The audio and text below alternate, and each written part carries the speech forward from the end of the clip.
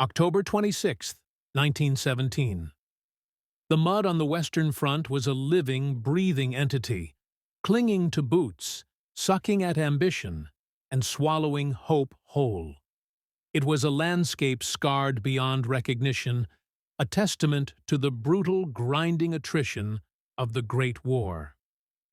For the men huddled in the trenches, shivering in the cold, their senses were constantly on high alert, tuned to the symphony of destruction that had become their daily existence. The distant rumble of artillery, the crack of a rifle, the whiz of a passing bullet. These were the familiar sounds of death, the constant companions of men who had long ago shed their illusions of glory. But there was another sound, one that instilled a far deeper, more visceral dread in their hearts than any bullet or shell. A sound that, for many, signaled not just the possibility of death, but its almost certain arrival, a horrifying descent into a maelstrom of steel, gas, and screaming humanity. That sound was the shrill, piercing blast of the officer's whistle. To understand the profound terror associated with that seemingly innocuous sound, we must first immerse ourselves in the reality of trench warfare in World War I. This wasn't a war of fluid movement, grand cavalry charges, or swift, decisive battles. This was a war of stalemate, of inches gained and lost at unspeakable cost. Trenches, stretching for hundreds of miles across France and Belgium, became the defining feature of the conflict. They were elaborate networks of dugouts, firing steps, and barbed wire, designed for defense, for survival, and for inflicting maximum damage on an attacking enemy. Life in the trenches was an unholy blend of mind-numbing boredom and lahadhai terror. Weeks could pass with little more than shelling, sniping, and the constant struggle against rats, lice, and disease. Then, without warning, the entire world could erupt into a terrifying spectacle of violence. The landscape itself was a character in this grim drama. No man's land, the treacherous ground between opposing trenches, was a wasteland of craters, broken trees, and the unburied dead. It was a place of utter desolation, a testament to the futility of frontal assaults. The strategic deadlock led to the doctrine of the big push. The idea was simple, if horrifyingly flawed. Unleash an overwhelming artillery barrage to soften up the enemy defenses, then send waves of infantry over the top to capture their trenches. The whistle was the signal for this final desperate act. Imagine being a young soldier, perhaps a farm boy from Iowa, a factory worker from New York, or a miner from Pennsylvania, thousands of miles from home.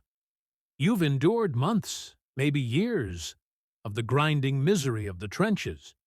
You've seen comrades die in every conceivable way, ripped apart by shells, struck down by snipers, choked by gas. You've become accustomed to the constant presence of death, a grim shadow that walks beside you. But you've also learned how to survive.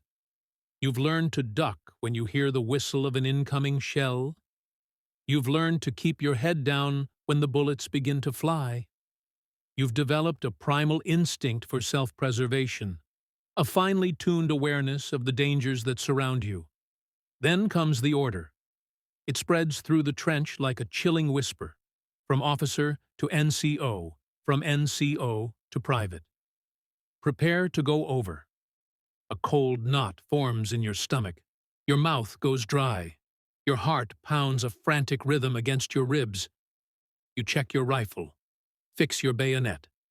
The air is thick with tension, a palpable fear that settles over every man. Some pray silently. Some try to joke, their laughter hollow and strained. Others simply stare blankly ahead, their faces etched with a profound despair. The artillery barrage intensifies, reaching a crescendo of earth-shattering explosions. The ground trembles beneath you. Dust, smoke, and shrapnel fill the air. The noise is deafening, a monstrous roar that threatens to tear your eardrums.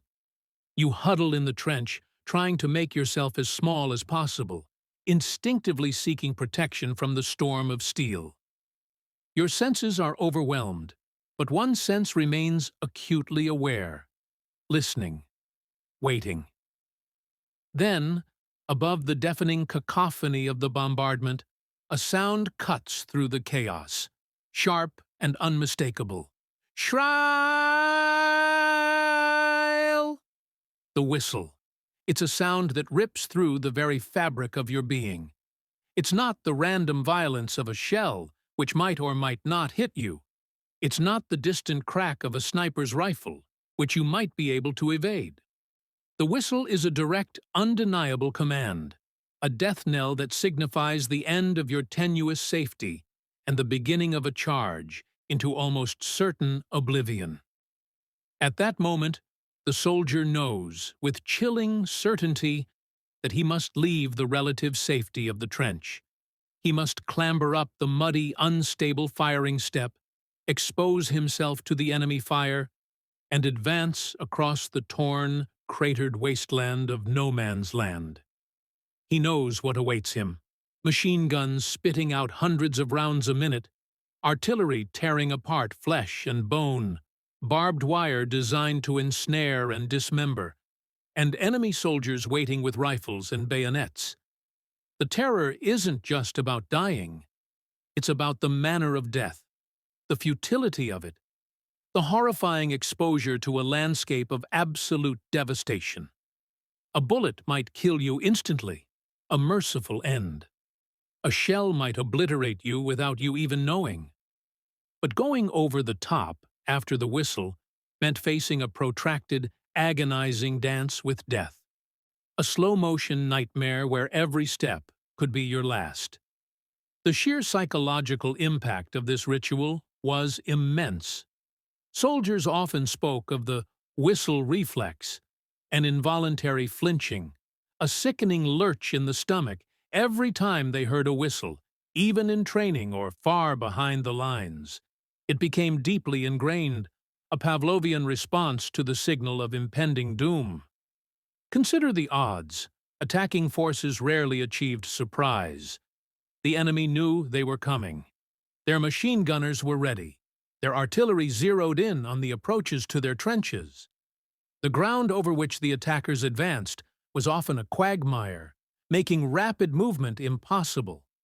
Thousands of men, shoulder to shoulder, became perfect targets. Historians' and veterans' accounts consistently highlight the profound psychological burden of these assaults. Private Frank Richards, a British soldier, wrote in his memoir, "Old Soldiers Never Die," about the dread of going over the top. He described how men would try to disappear or deliberately inflict minor wounds on themselves to avoid the charge. This wasn't cowardice. It was a rational response to an almost suicidal order. The fear of the whistle was also amplified by the collective nature of the experience. Each man knew that his survival depended not just on his own luck, but on the success of the advance, on his comrades pressing forward. If men faltered, if they hesitated, the entire attack could collapse, leaving them exposed and vulnerable. The whistle wasn't just a signal for individuals, it was a signal for a mass sacrifice. Beyond the immediate danger, the whistle represented a loss of agency, a complete surrender of individual will to the dictates of an unfeeling, seemingly indifferent command structure. In the trenches, a soldier had some limited control over his immediate environment. He could dig a deeper dugout, position sandbags, choose when to expose himself. But the whistle stripped all that away, forcing him into a situation where his chances of survival were astronomically low, dictated by the brass far behind the lines. The psychological scars of these experiences were deep and lasting. Many veterans suffered from what was then called shell shock, and is now understood as post-traumatic stress disorder. The recurring nightmares, the hypervigilance, the anxiety, these were often triggered by sounds or situations that reminded them of the whistle and the horrors it heralded. One particular incident that encapsulates this terror is the Battle of the Somme in 1916. On the first day of the Somme, July 1st, 1916, British forces suffered nearly 60,000 casualties, including 19,240 killed in a single day. The image of lines of soldiers walking slowly across no man's land, cut down by German machine guns, is one of the most enduring and tragic symbols of the futile sacrifice of the war. The whistle that day sent thousands to their deaths. Let's delve deeper into the mechanics of these attacks and why the whistle was so critical to their initiation, and thus to the terror it inspired. The problem for commanders was how to synchronize a mass attack across a wide front, involving thousands of men at a precise moment.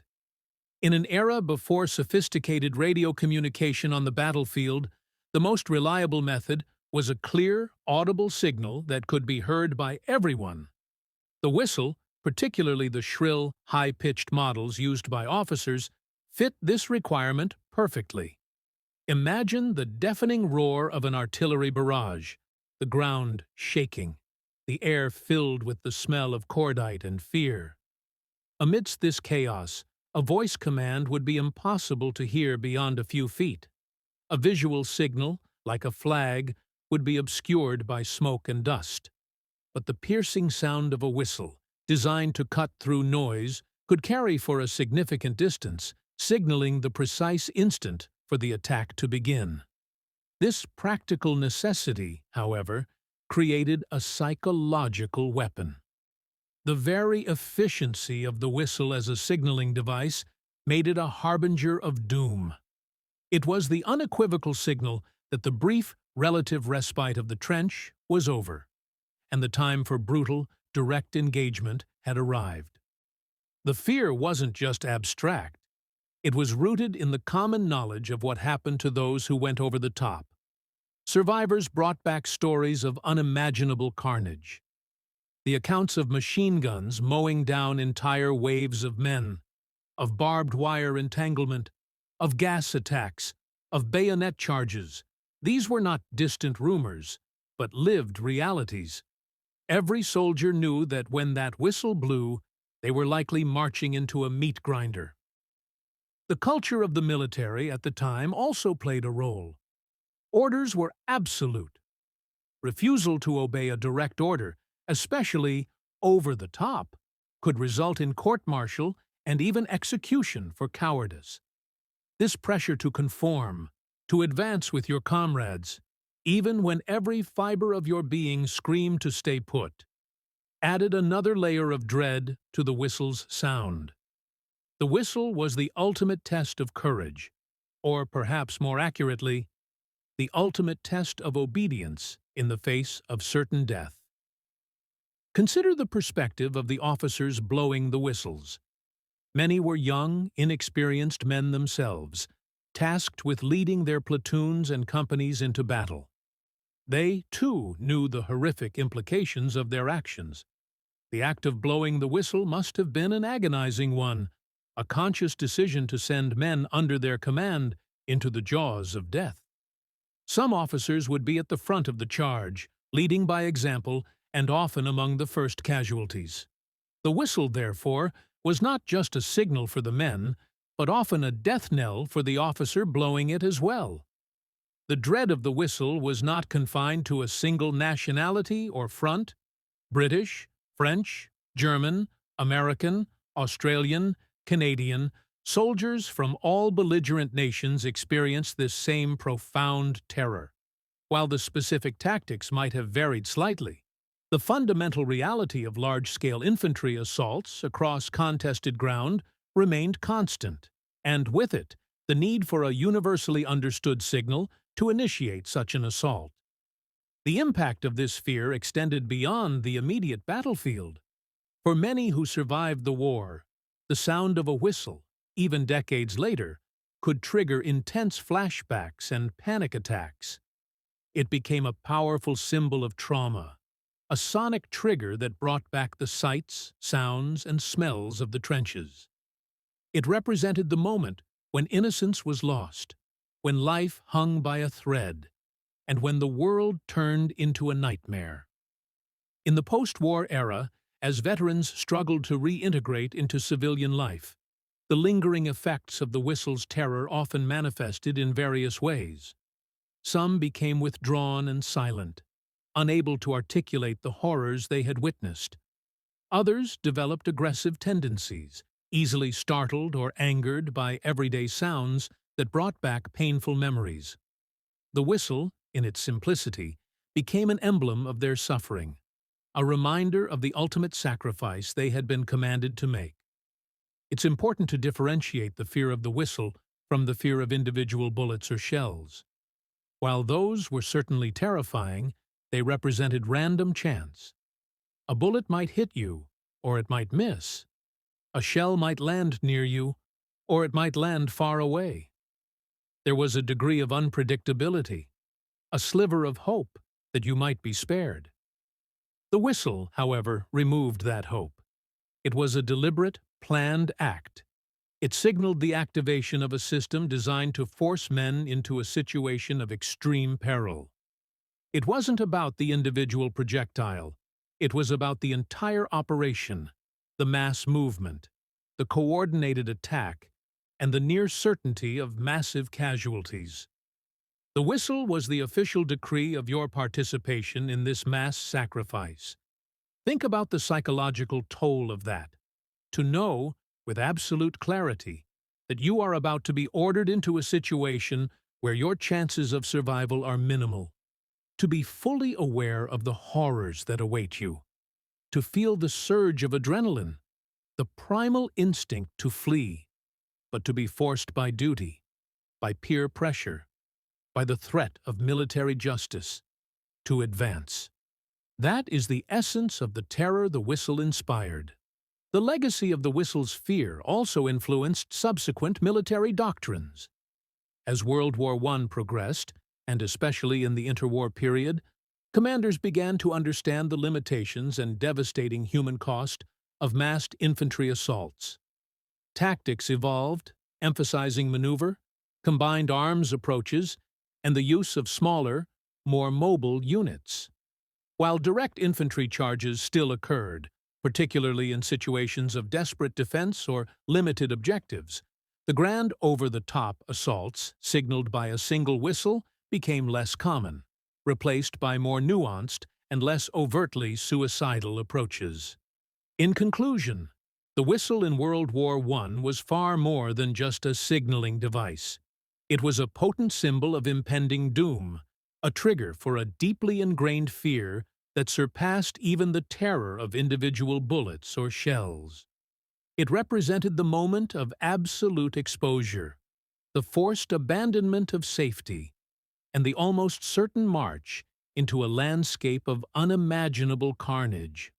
For the soldiers of the Great War, that shrill, piercing sound was the ultimate harbinger of death, a memory etched into their minds and souls, a chilling echo of the war's most brutal and dehumanizing aspect.